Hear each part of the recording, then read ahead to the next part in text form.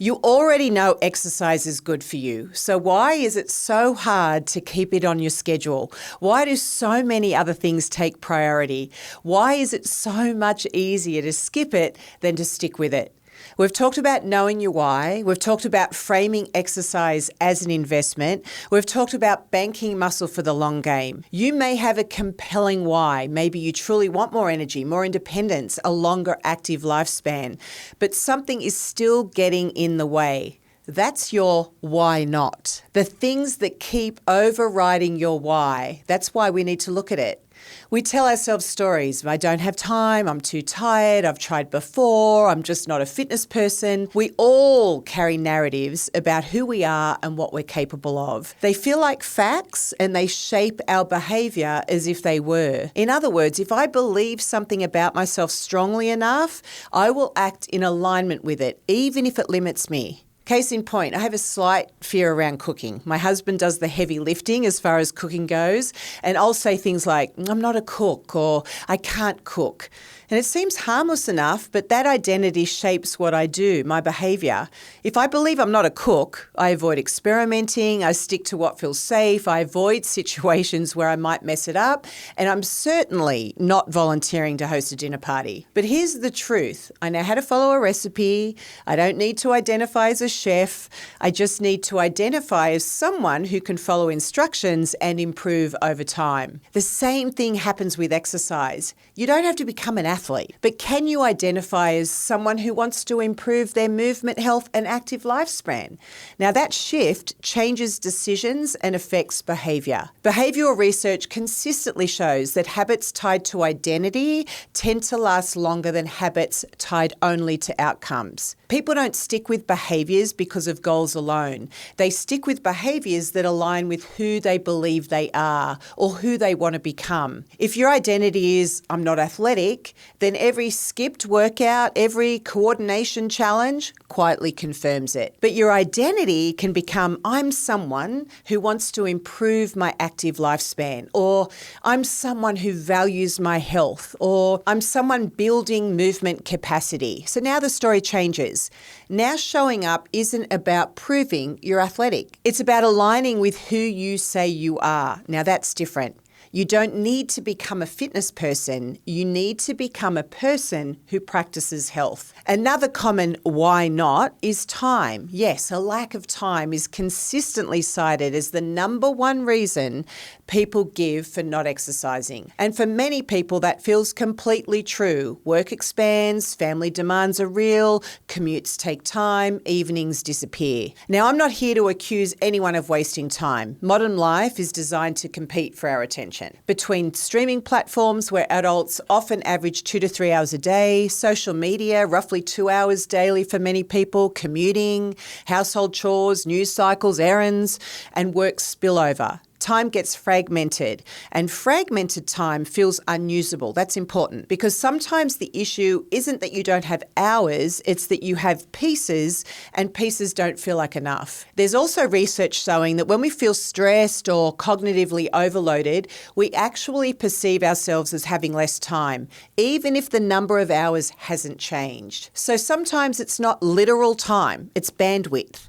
When you're mentally maxed out, even 20 open minutes can feel like too small a slither, too little time to do something productive. But here's the distinction that matters. Time scarcity and time allocation are not the same thing. The question isn't, do I have time? It's where is my time currently going? Because if something matters, it gets scheduled. If it doesn't, it gets squeezed. That's how priorities work. There was a period when I genuinely felt like I didn't have time. I wasn't doing anything outrageous. I wasn't binge watching entire seasons. I just felt constantly behind. So I tried something simple. For 3 days, I simply tracked my time. Nothing fancy, just notes on my phone, like an awareness exercise. And what I noticed wasn't dramatic, but it was eye-opening. There were 20 minutes here, 30 minutes there, small pockets I had mentally dismissed as not enough. But added together, together, these fragments I was disregarding were more than I thought. The experiment didn't magically create time, it created awareness, and awareness changes behaviour. Research on time tracking shows that when people measure how they actually spend their time, their perception shifts. We tend to underestimate discretionary time and overestimate how long tasks take. When you see it on paper, well, you see it, the time you didn't think you had. If you genuinely believe time is your barrier, try this. Track your time for 3 days. Not to judge yourself, just to see. Where are the fragments? Where are the patterns? What is getting protected? What is getting squeezed? Because if exercise is truly an investment in your health and active lifespan, it deserves visibility in your schedule, not leftovers, not if there's time.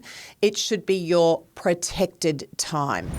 If part of your why not is simply not knowing what to do, where to start, or not wanting to plan it, structure can help. That's why we created MOSSA On Demand. The workouts are programmed and coached. You choose the workout, strength, mind, body, cardio, kickboxing, HIIT, dance, step training, and more. And you can choose the length. 10, 30 or 60 minutes. Sometimes consistency isn't about motivation, it's about removing friction. There's also something called self-handicapping. It's a psychological strategy we use to protect ourselves from failure. If I don't fully try, I don't fully fail. If I say I'm too busy to work out, I never have to test whether I could stick with working out. Excuses feel protective in the short term, but they're expensive in the long term. We've talked about exercise being an investment, and what you avoid today compounds just as much as what you practice. And here's another concept that's important to understand. It's called cognitive dissonance. Cognitive dissonance is the mental discomfort we feel when our actions don't align with our values. We say we value health, we say we value longevity, we say we want independence, but when our daily behaviour doesn't match those values, it creates tension. And that tension is uncomfortable. So instead of changing behaviour, which takes effort, we often adjust the narrative. I'll start next month. I need the perfect plan. I'll do it when life comes down. That story reduces the discomfort temporarily. But we all know life rarely comes down, and so the misalignment stays. My advice, simple. Start small. Small, consistent actions that match your stated values matter far more than dramatic resets, because every aligned action reduces dissonance, and over time, alignment becomes identity. So instead of asking, why should I exercise? Ask, what identity am I reinforcing today? Is it I'm not athletic, or is it I'm someone who wants to improve my health and active lifespan? That second identity doesn't require perfection, it simply requires participation. Your why not isn't laziness, it's not a character flaw, it's just a story that's been running in the background. The long game isn't about a dramatic transformation. It's about small improvements, steady progress, progress towards better health, toward a longer active lifespan, towards staying independent and capable. You don't have to reinvent yourself, you just have to move consistently in the direction of the person you say you want to be. Even if you don't consider yourself a fitness person, you can follow a recipe, right? That's essentially what MOSSA On Demand provides. Clear instruction and guided workouts that are already planned. You don't have to design anything, you just follow along. If that kind of structure would help, you can try it free using the links below.